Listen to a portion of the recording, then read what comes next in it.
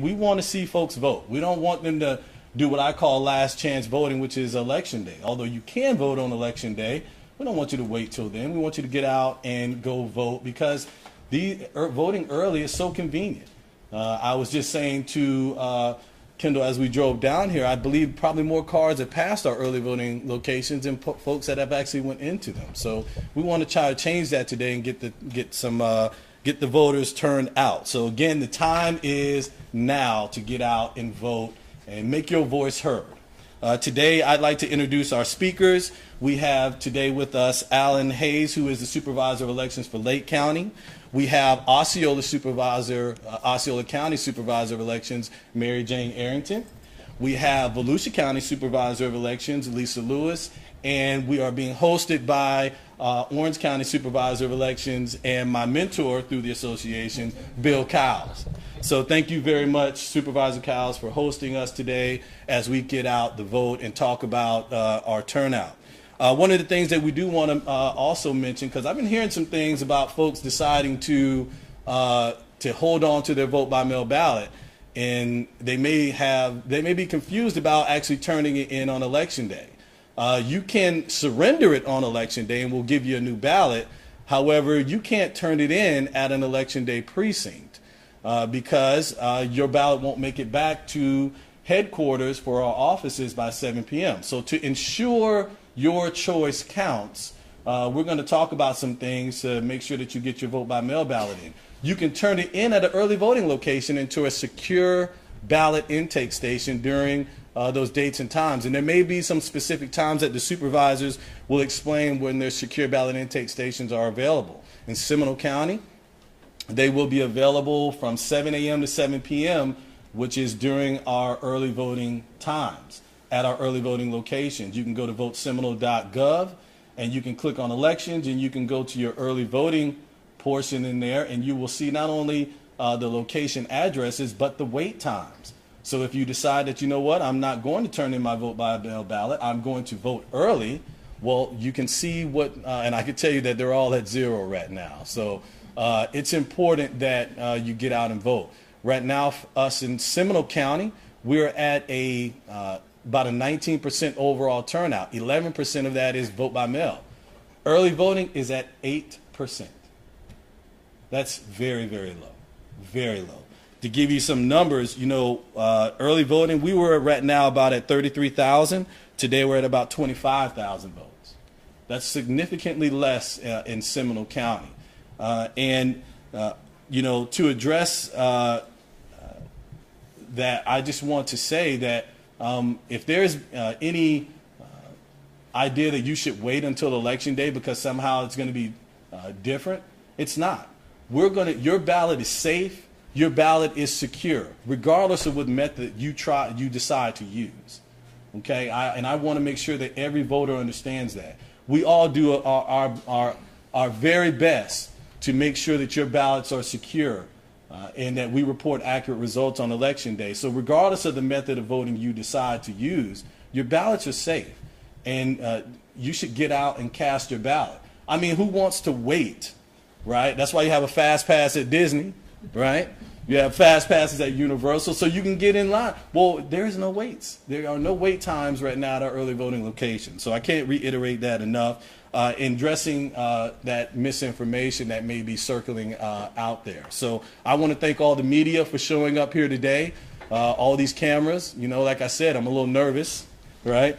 But I appreciate your participation in helping us get this message out. I'm going to introduce our next speaker, which is going to be Lake County Supervisor of Election, Alan Hayes, to share some talking points with you. Thank you very much. Thank you, Chris.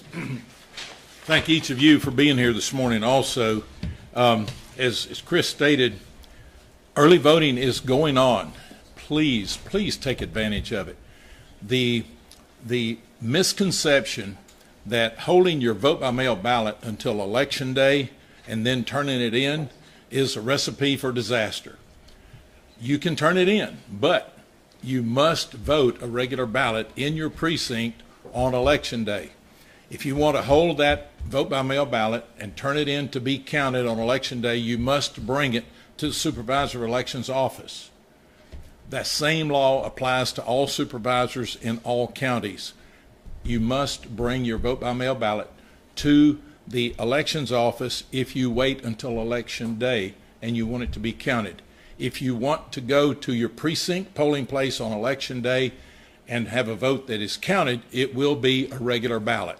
So you cannot turn that vote in. We're being somewhat redundant because Chris said that, I'm saying that, probably the other supervisors will say it. We can't overemphasize it.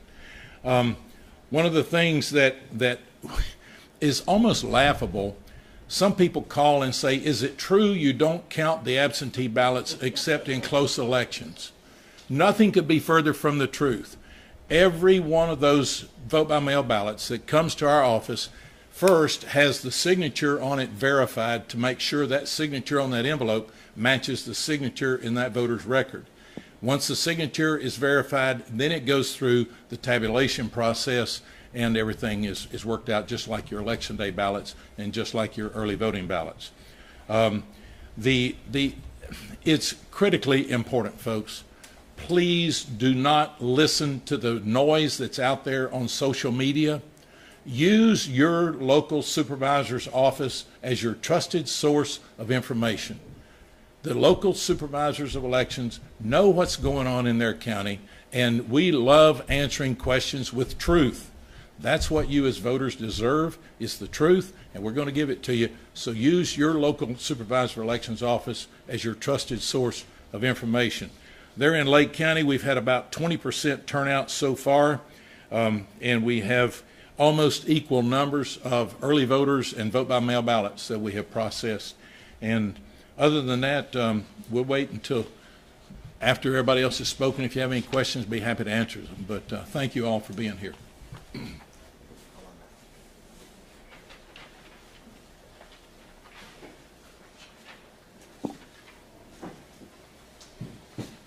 Next up, we're going to have Osceola County Supervisor of Elections, Mary Jane Arrington.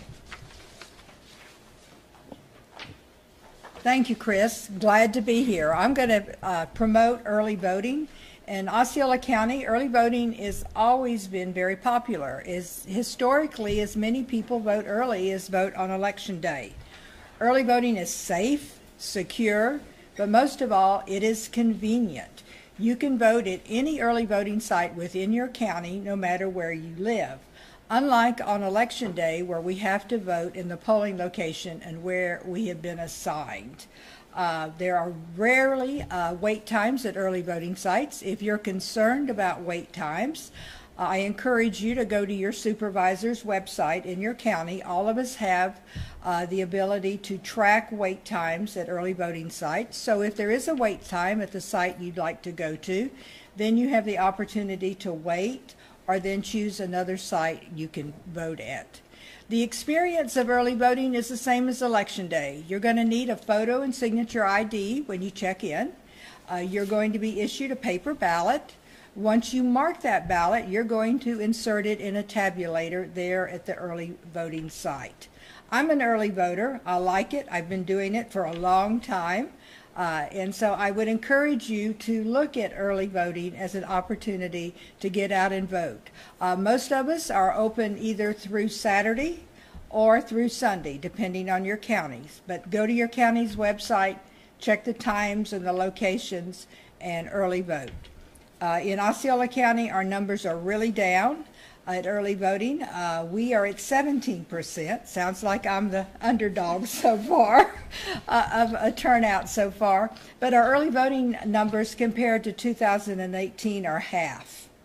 And that is very concerning. We are at half of the numbers that we have experienced. We opened last Monday, and we are right at about 2,000 a day. And in 18, we were over 4,000 each day. So we are really down. Our voters, our workers are there waiting for you. So please get out and early vote.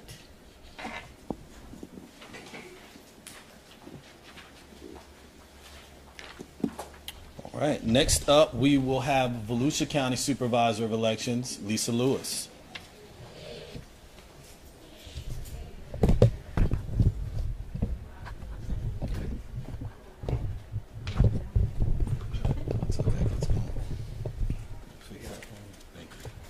office that doesn't have elections connected to it. Leave it alone. Well, good afternoon. Many of you may know the sheriff in our county, Volusia County, Mr. Chitwood, and he always opens with, "I've never met a Mike I didn't like." But I'm telling you, this is not for me. He enjoys it. But in Volusia County, our numbers are down also. We averaged in 2018 about 7,000 a day at early voting sites. We're right at 4,000 now, if that. So it is down. We're at 23% turnout right now overall with vote by mail and early voting. 2/3 of it is vote by mail over the early voting. People do seem to like voting by mail. As Ms. Arrington said, she likes early voting. I do both. I go back, but if I promote vote by mail, I like to vote by mail. And I see, kind of tests our system also about getting the ballot out and returns and things. So I do the full gamut of actually mailing it in, and it works. It is safe. It is secure. We do have those locations at early voting, the secure ballot intake stations now, formerly known as drop boxes, if you know it that way, that you can drop it off and it's brought back every night to our supervisor's offices and to be counted. And the first results that you see on election night are your vote by mail and your early voting numbers. So for those that, as Mr. Hayes said, that they think they don't count unless we need them, is so not true. They're the first ones, the first results you see. So I encourage everyone to vote. We don't care who you vote for. We don't care what party you're registered as. We don't care what color your skin is, what nationality you are. If you're eligible to vote, we want you to vote. That's why our offices are here, and that's why we have all these volunteers and poll workers and election workers that enjoy it. You know, if they were there for just what they're getting paid, we would have empty offices. They truly do care about our country and our voting system. So I encourage everyone to come out and vote. That's what we want. Don't wait till the last minute. You know, if there is a chance, as Mr. Anderson was saying, you know, that something could be wrong with your registration, if you haven't verified it, you know, you're taking that chance. Come out early. That's why we have early voting. And go to our websites. Visit them. Check on your registration. Download a sample ballot to take with you. Verify all your information. See where your new location is. We went through redistricting, which happens every 10 years. Your polling location most likely has changed in the 10 years. Everyone should have received a voter information card, but just in case, visit the website or call the offices. We'll be happy to tell you. And as Supervisor Hayes says, we love asking questions. I am the queen of asking questions. You can ask, well, you can't ask her, but my predecessor always was telling me so many questions. But that's how you learn and understand. So please call, please verify, and go out and vote. Thank you.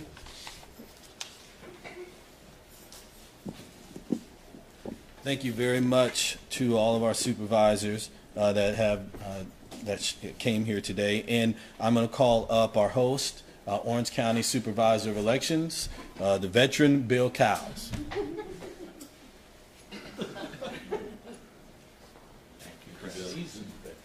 Seasoned veteran, yes. Well, for most of you, welcome back. Just saw you all yesterday, so you can just rerun the tape. No. All right, so 6 hours, or 6 days, 6 hours, it'll be over. That's how quick it's coming.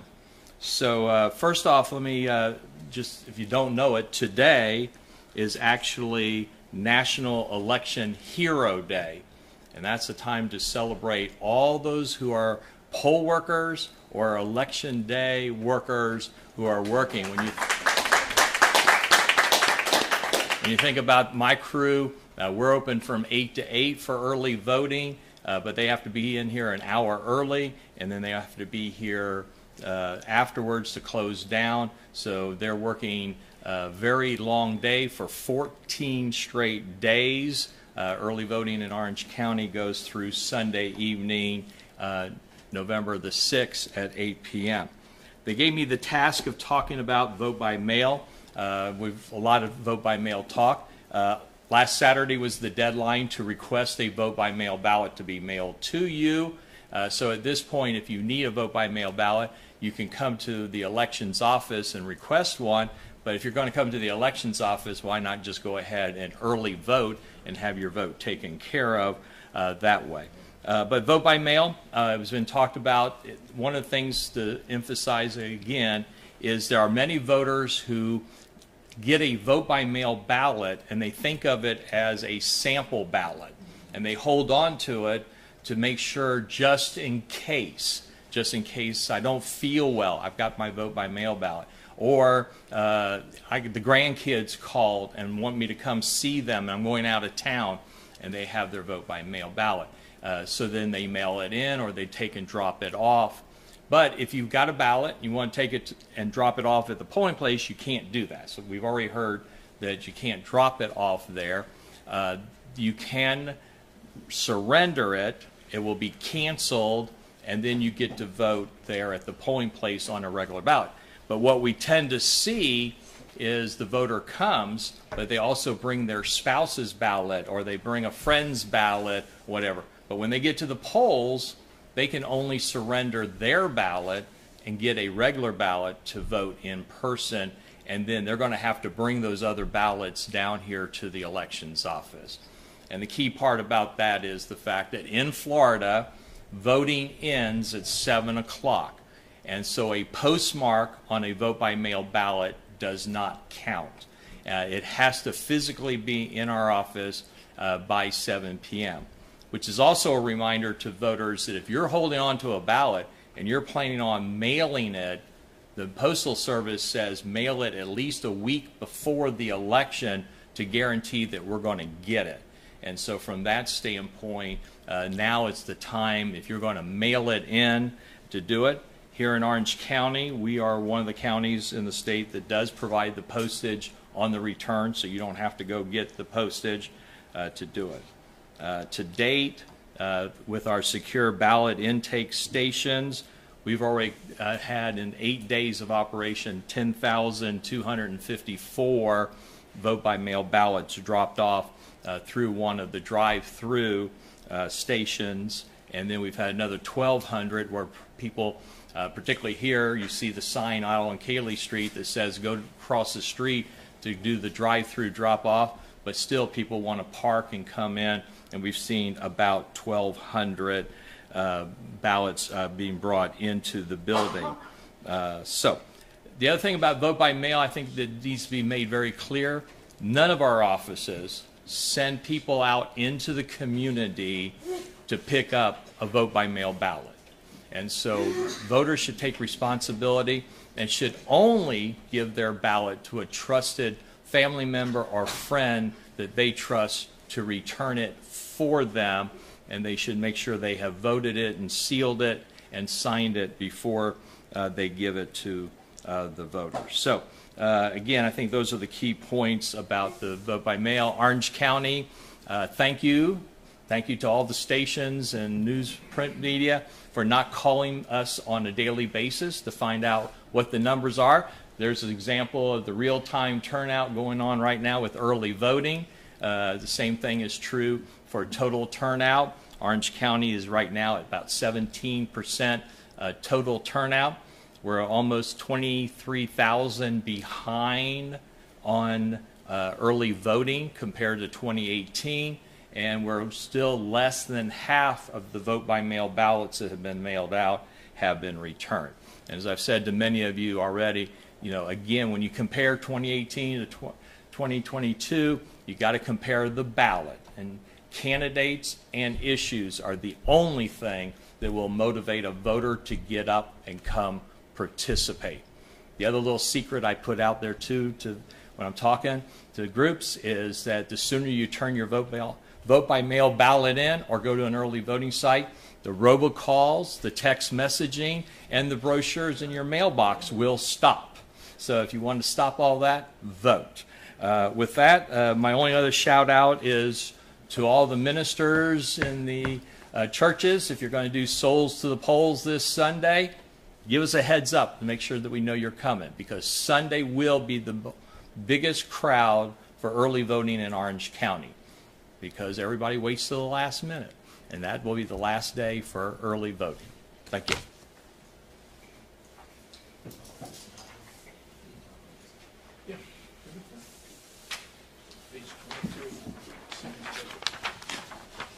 So a couple of things that we saw supervisors that we would like to mention is the security of your ballot. in the different methods. And my supervisors are more than welcome to join me in talking about this. That's, in-person voting. I always tell voters there's 4 verification processes that has to take place before a person is handed a piece of paper. The first thing is that we verify the picture on the ID. Per Florida State Statute 101.043 subsection 1A, a person has to provide one of the 12 picture IDs. And the second thing is we're going to compare the name that appears on the record that is on the ID that is handed to us. And the third is going to be the address. We're going to verify that the address that's on the ID is matching the address that is on file. That we have the correct address on file for the voter, because you have to vote where you live. And the last is signature verification. We are one of the only government organizations that actually use signature verification both in-person voting and in vote by mail. And as I tell as I train election workers, voters now are so conditioned to just kind of put something on a pad, and once they realize that no, your signature hasn't matched the signature on your ID when you're voting in person, they are reminded that, oh, okay, I actually have to be a little bit more deliberate about the signature that we give. So I just wanted to touch on that, but I think now would be a great time to open it up for questioning, and if my fellow supervisors had any other points that they wanted to address in some security measures. Chris, if you intended to vote by mail, you got the ballot filled out, do they put it in the envelope and sign it and date it and can drop that off at a box, or do you need to bring the ballot out of the envelope? No, and that's one thing that we want to make very, very clear. You need to take that ballot, and you have a secrecy sleeve that is sent to you as well. You want to put it in the secrecy sleeve to protect your voter secrecy, and also place it inside of the return envelope. And at the top, the back of the envelope is a voter certificate. You want to print your name up top, and you want to sign and date it at the bottom. And most of our envelopes has a red box that indicates very clearly where you need to sign your envelope. So yes, it's very important that they make sure that they seal it and that they sign it, and that signature must match the signature that we have on file with the office. Chris, we heard the call to action today, trying to get people to take advantage of early voting. Everyone has said their numbers are down. I know Bill touched on it. The biggest driver can be the candidate and the issues on the ballot. What do you attribute the low voter turnout to? Are you just expecting a massive amount of people on election day? Do you think, it's the ballot that's not bringing them out? Well, I will echo exactly what my colleague from Orange County said. Yes, the ballot has a lot to do with it. It could be just fatigue all the way around. Voters could be exhausted with the divisiveness in politics today. Quite frankly, they may just say, you know what, I don't want to show up. But let me remind voters of something.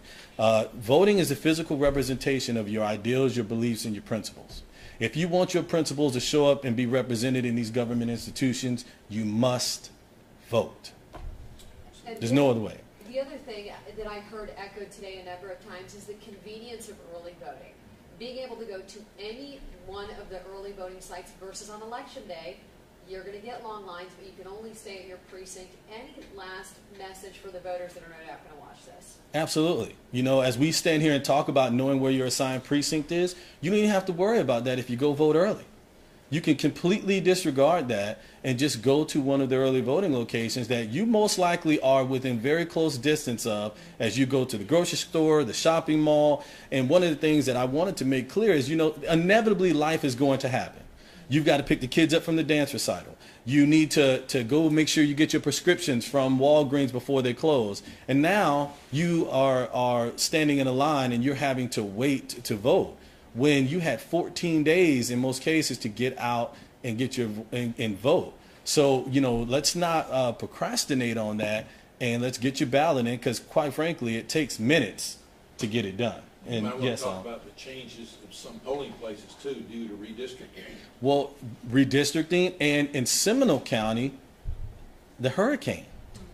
We had new precincts because of redistricting, but then the hurricane came and we actually lost 2 precincts, the Sanford Memorial Stadium and Riverside Park, and we've had to find additional polling locations, and those voters have been notified of that. But again, you can completely disregard that if you vote early. You don't have to worry about where you have to go vote on election day if you get it done now. And quite frankly, in a lot of these areas where they've had damage, if you just take advantage of early voting, it's one less thing you got to worry about. For people who, oh, go ahead. My weather map right here says Tuesday, November the 8th, 60% chance of showers and thunderstorms. Vote early. We live in Florida, right? And I'm just going to say, you know, for people watching this who say, well, I'll go early before work on Tuesday, I'll go, tell us what, you guys are at these polling places, what does it look like on election day? Is it busy from the morning on? For people who think it might be quick to stop in, Right. is that, paint a picture? Quite absolutely. You know, if folks are doing what we believe they might be doing, which is waiting till election day, then yes, they could experience some wait times. Now, the reason why is because a voter that is in line at 7 p.m., we train our election workers to understand that they have just as much time to vote as a voter who showed up at 7 a.m. So we're going to process every voter in line. But that means that you will have to wait. So it's important that you just get it out of the way now rather than wait, because there is no difference. For the groups that are out there saying that there's some differences, there is no difference. Your ballot is secure regardless of the method in which you decide to vote. How big of a... And life happens. I mean, you know, you get sick, you get stuck in traffic, you have to stay at work late. The busiest 2 hours, usually at most polling locations, are from 6 to 7 in the evening and from 7 to 8 in the morning, where we all are just going to run in and vote. And that doesn't always work for us. So don't take a chance. The only time I've ever missed voting is the kids got sick. And that was the last thing on my mind, was going to vote. If early voting had been available then that wouldn't have happened. So that's what makes early voting and voting by mail so great, is you can get this done and not take a chance that you're going to miss the opportunity to exercise your most valuable liberty. How significant of a role do you think misinformation is playing in the decrease in voter turnout? I know a lot of you have said that you've heard from people that seem to be confused about what the exact rules are. Do you think that that is playing a big role? Well, I certainly hope not, because, you know, if these folks that have these concerns, that should be more of a reason to vote. It really should. But I do think that, yes, it is causing some confusion. I deal with the phone calls every day. Every day I'm dealing with a phone call from a voter that has heard something on social media, and I'm having to address it. And I want to thank those voters that actually call us. Yeah. I appreciate it. Yeah, I think part of the answer to your question is it's playing a significant role. The misinformation, the lies that are being told by these. Come to the mic. Yeah. I'll try to relocate the mics over there. To answer your question, yes, I think the misinformation, which really misinformation is just a long word for lie. And I think it's playing a significant role because people don't know who to believe. The confidence of the voters is being grossly undermined by these individuals and these organizations that are out there spreading all these lies. And it's doing a tremendous disservice to the voters and to our country and to the candidates as well. That's one of the reasons we keep emphasizing, please don't pay any attention to the nonsense that you're hearing. Make sure that you get your questions answered by your local supervisor of elections or by one of the election workers there at the polling place, because we know what we're talking about, and those people don't know what they're talking about. We've all suffered from this deluge of lies that are being told. And, you know, my question is, why would you believe a pillow salesman who's never administered one election in his life rather than this group of professionals who know what they're doing? So, yeah, to your question, the Sentinel did a very good job Sunday on page 23 of the Sunday edition opinion page. It says 20 ways the vote is secure, and there are more. And so I would encourage you, look up this article in the Sentinel on Sunday, and it's very good information there. Folks, your vote is secure here in Florida. We work very diligently for that. There's the author of the editorial. There. Well, thank you. One of your voters. One of your voters. You know, the other part to it, and this might be more of an admonishment for you all. You know, remember that the Constitution of the United States only says the general election will be on the first Tuesday after the first Monday. And after that, they leave it up to the 50 states to write election laws. And we know here the average of 1,000 new residents coming into our area. And you talk about the growth since the 2020 general election. But people bring into our counties what they know as how voting happened where they came from.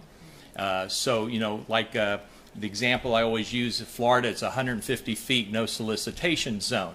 But if you go to Tennessee, it's 300 feet. If you go to Pennsylvania, it's 10 feet from the front door. So they bring those values of voting here. And the other part of it is the speed of news. And I would admonish any news outlet to make sure you're fact-checking your information before you put it out there as this is what's going on in elections. Because when you run a story, which happened to me before, I had an advocacy group that got very upset because one of the radio stations was running every hour this loop about elections. And if you do not bring your driver's license, you will not get to vote. That's not true in Florida. So I called and found out what news station it was, called, and I said, what's the deal?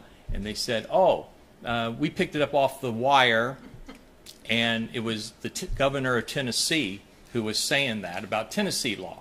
So please fact check what you're putting in as that complies with Florida law and help us educate the voters on what Florida law requires, not what they experienced before or what they hear is going on in another state.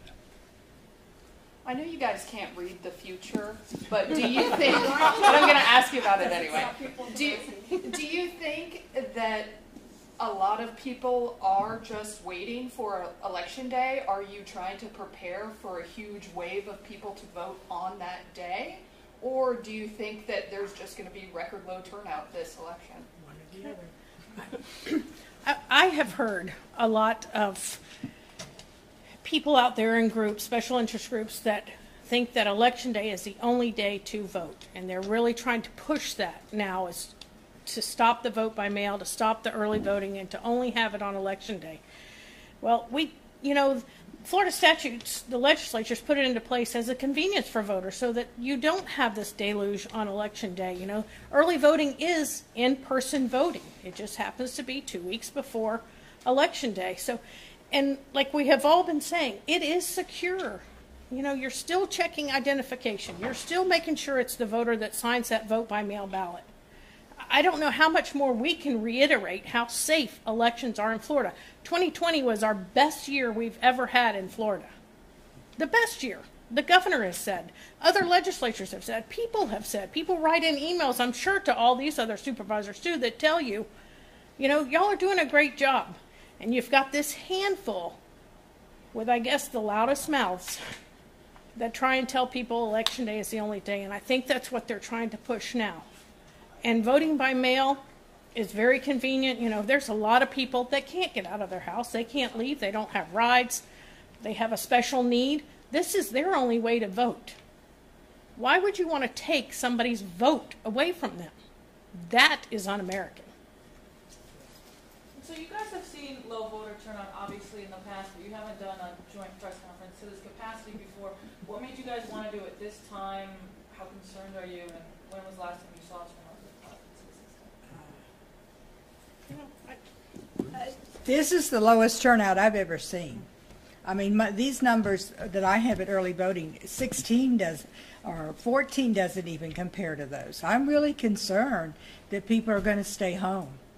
And we historically look at what has happened historically when we plan. And if Election Day is super, super busy, we don't have additional equipment or additional places or additional workers, and we're just going to have to work our way through it.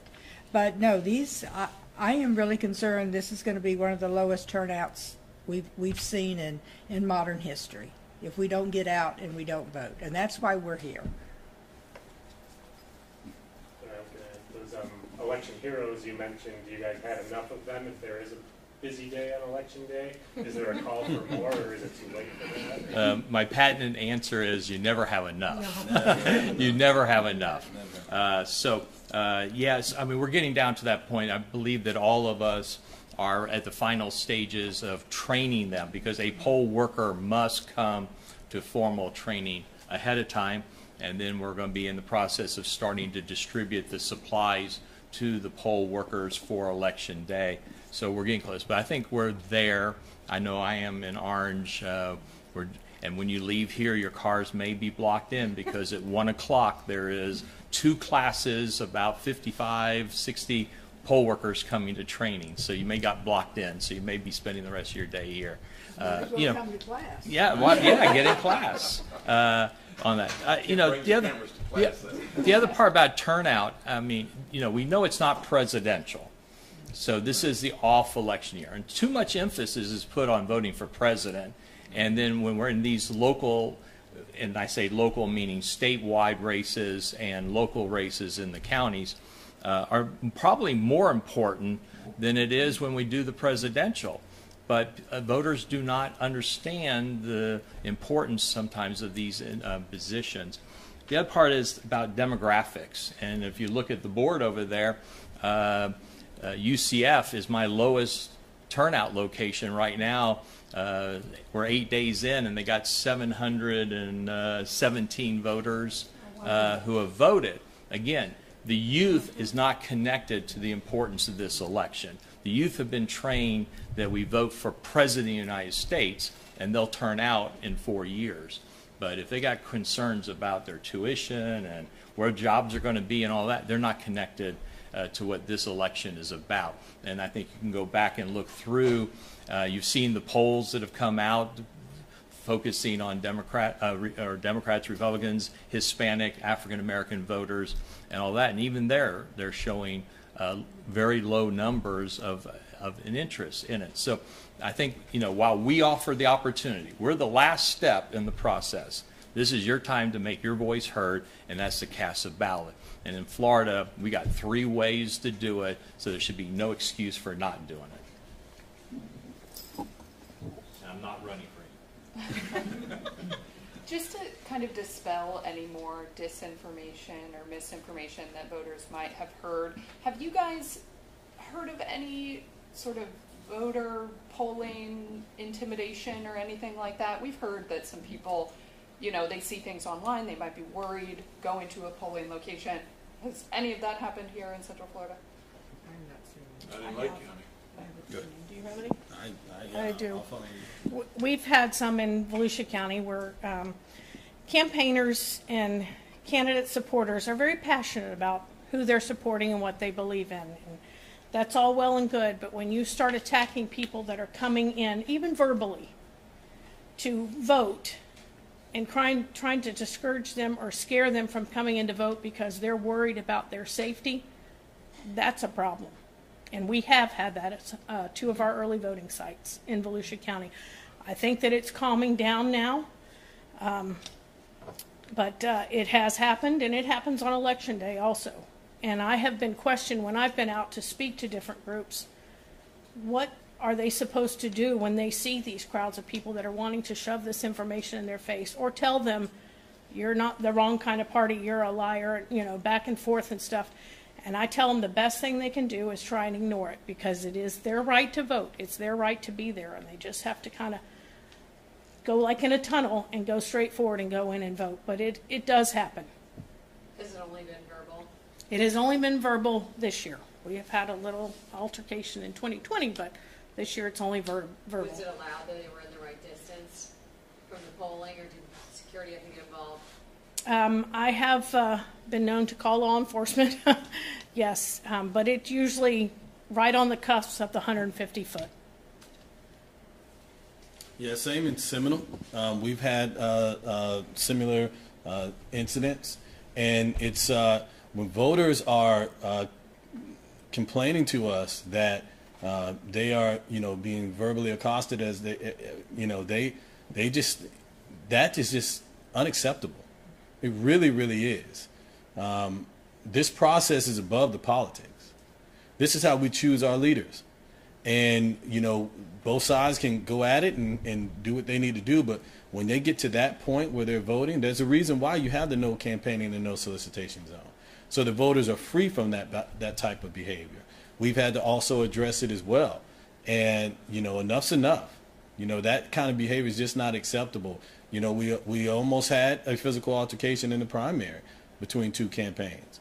And God bless our deputy. She was a former school teacher, so she, you know, she went out and tried to, but, you know, I will also, you know, being a former law enforcement officer, it's actually illegal to get in a public fight. Okay? You can't do that. You can't have an affray in public is what it's referred to by law.